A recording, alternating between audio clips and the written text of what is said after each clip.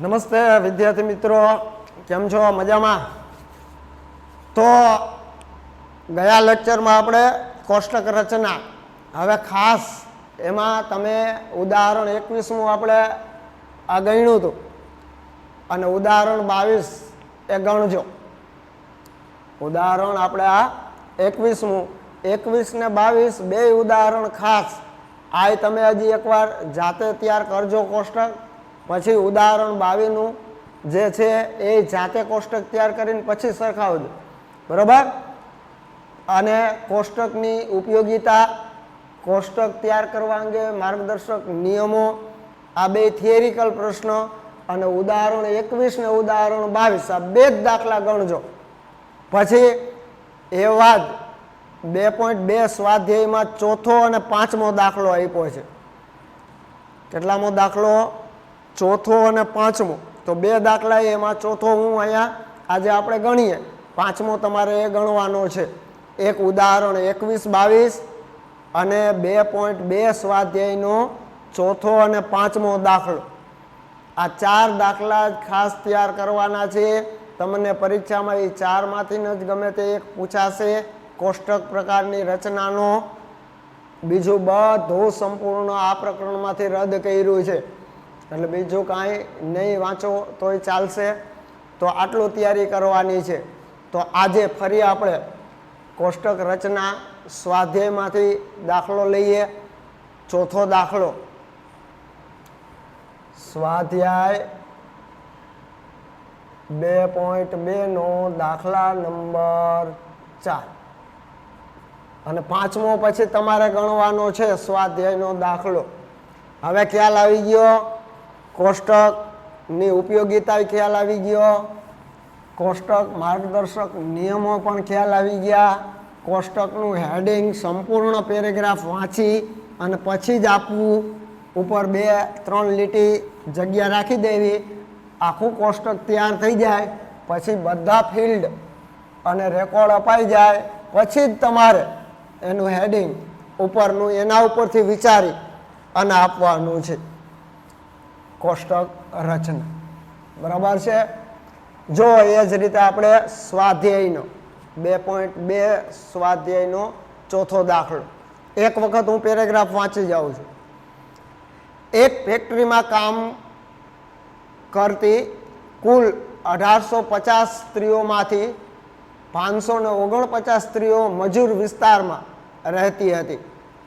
રહેણાંકનો વિસ્તાર કયો છે? મજૂર વિસ્તાર.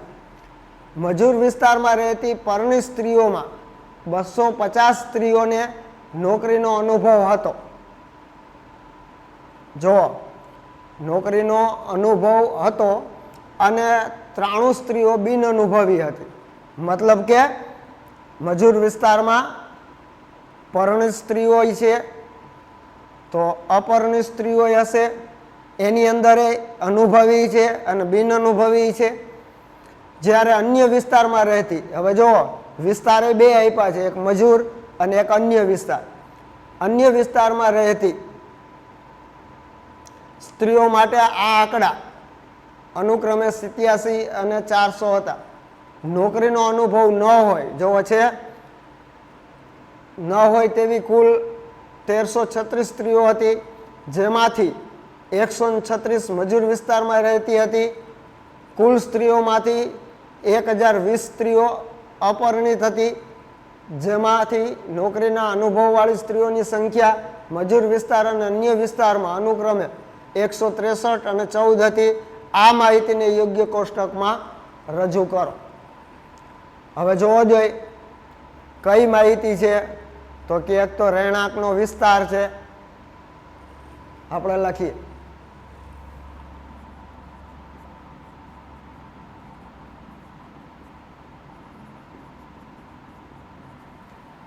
રહેણાંકનો વિસ્તાર. હવે બીજું છે વ્યવહિત દરજ્જો છે.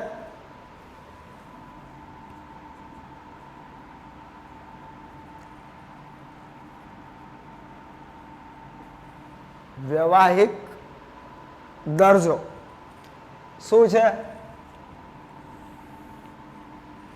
તો કે પરિણીત ને અપરિણીત.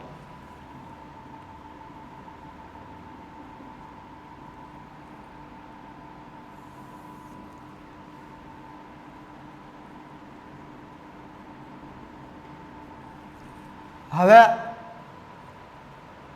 પરિણીતિ છે એમાં અનુભવી છે અને બિન અનુભવી છે તો એની અંદર એક ખાના આપવા જોશે.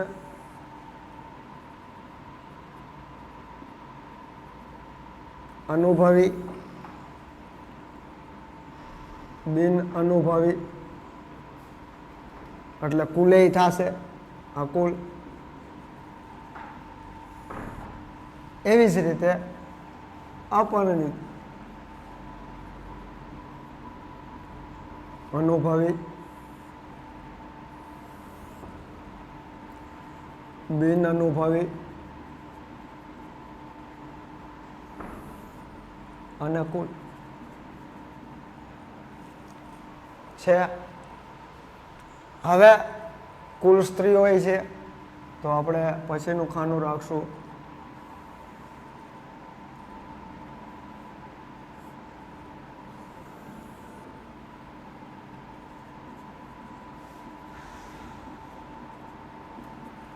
કુલ સ્ત્રીઓનું. હવે કુલ અનુભવી થશે, બિન અનુભવી થશે અને એનું કુલ થશે. આ જ રાખીએ કુલ સ્ત્રીઓ.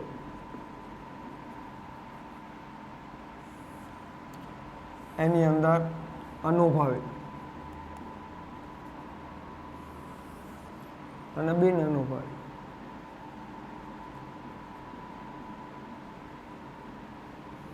અને અકુલ. જો ગોઠવાઈ ગયો કોષ્ટક.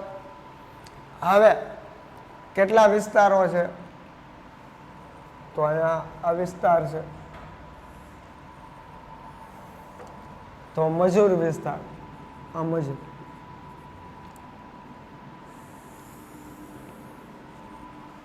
છે.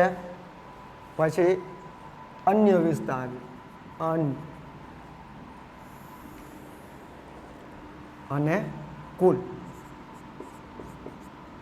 છે અકુલ. તો આ જે ખાનું છે આ કુલનો સરવાળો સરખો થવો જોઈએ, કોલમ વાઇઝ અને આ રો વાઇઝ. આ રીતે કોષ્ટકની રચના થવી જોઈએ. અને પછી આ એના ગુણધર્મો છે. જો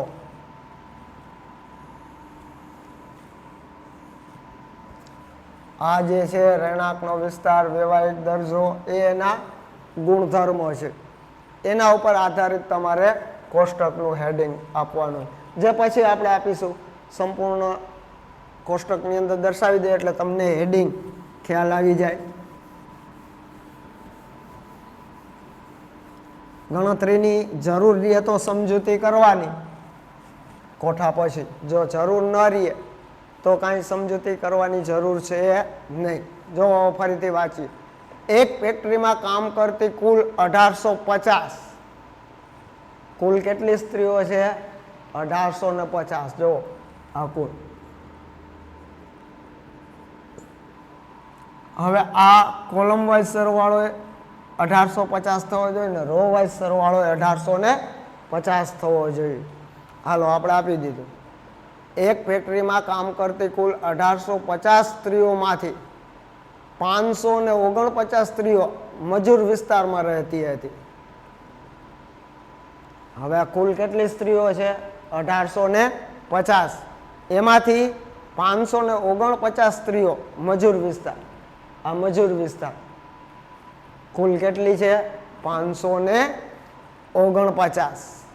આપ્યા છે આ 549. તો અન્ય વિસ્તારમાં કેટલી હોય? મળી જાય ને. જો કુલ સ્ત્રીઓ 1850 હોય એમાંથી મજૂર વિસ્તારમાં 549 હોય તો અન્ય વિસ્તારમાં કુલ સ્ત્રીઓ કેટલી હોય? તો આની બાદ બાકી થશે 1850 માંથી 549 ને બાદ કરો જોઈએ તો 1301 અન્ય વિસ્તારમાં હોય. જો એ આપ્યું નથી પણ આપણે મેળવી લીધું. કુલ સ્ત્રીઓ 1850 હોય અને એમાંથી મજૂર વિસ્તારમાં કુલ સ્ત્રીઓ 549 હોય તો અન્ય વિસ્તારમાં 1301. એ આપણે આ ગેપ આ બે દ્વારા મેળવ્યો. 1850 માઇનસ 549, તો અન્ય વિસ્તારની કુલ સ્ત્રીઓ 1301 મળે. થઈ ગયો. આગળ વાંચીએ. મજૂર વિસ્તારમાં રહેતી પરણિત સ્ત્રીઓમાં 250 સ્ત્રીઓને નોકરીનો અનુભવ હતો. જો કયા વિસ્તારમાં? મજૂર વિસ્તારમાં રહેતી સ્ત્રીઓમાં કેટલી સ્ત્રીઓને? જો ફરીથી વાંચો, ખાસ સમજો. મજૂર વિસ્તારમાં રહેતી પરણિત સ્ત્રીઓમાં 250 સ્ત્રીઓને નોકરીનો અનુભવ હતો. આ પરણિત.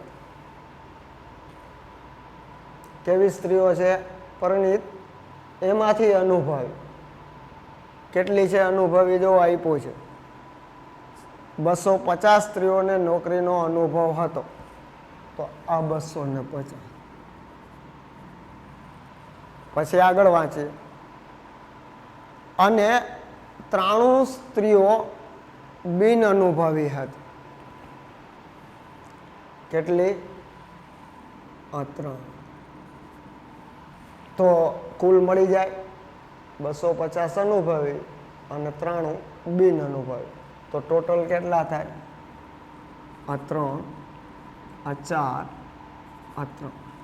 343. જો જે ગેપ મળતા જાય એ હારોહાર મેળવતા જવાના છે. પરણિત સ્ત્રી મજૂર વિસ્તારની અનુભવી આપણને આપી 250 અને બિન અનુભવી આપી 3. તો અનુભવી અને બિન અનુભવીનો સરવાળો એટલે પરણિત વિભાગમાં મજૂર વિસ્તારની કુલ સ્ત્રીઓ મળી ગઈ 443. 3, 14 અને 3 થઈ ગયો. ચાલો આગળ વાંચો.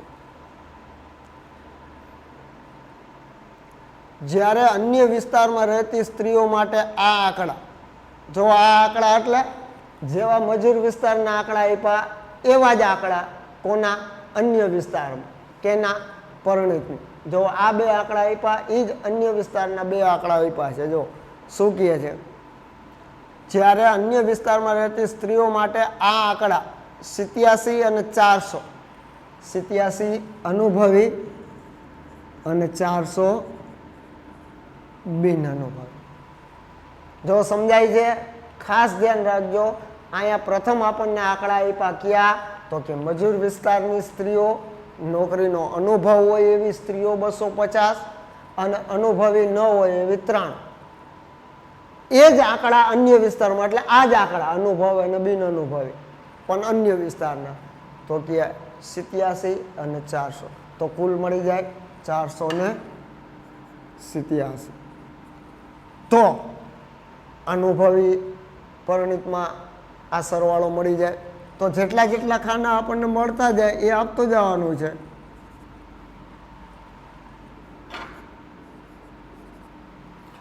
તો આ સરવાળો મળી જાય. આ સરવાળો કરો કે આ સરવાળો કરો, બે એક જ થાય.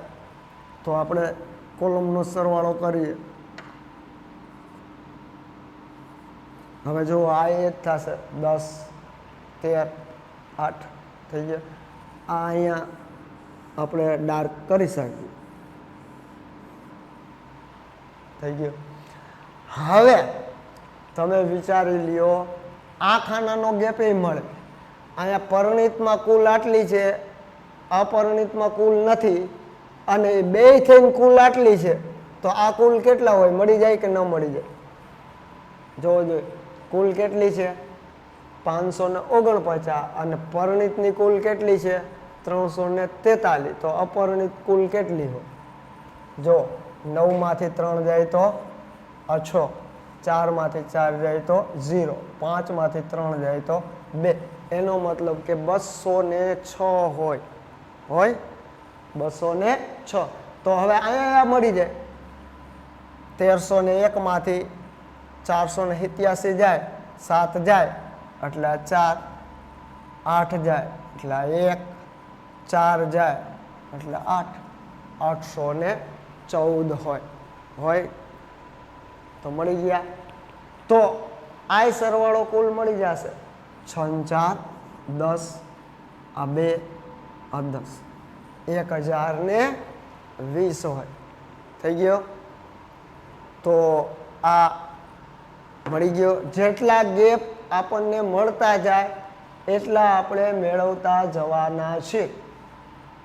અપરિણિતનું સંપૂર્ણ મળી ગયું. અપરિણિતના કુલના ખાના મળી ગયા, કુલ સ્ત્રીઓના કુલના ખાના મળી ગયા. હવે આના માટેની માહિતી આપણને આપી છે, એ વાંચીએ આગળ જતા.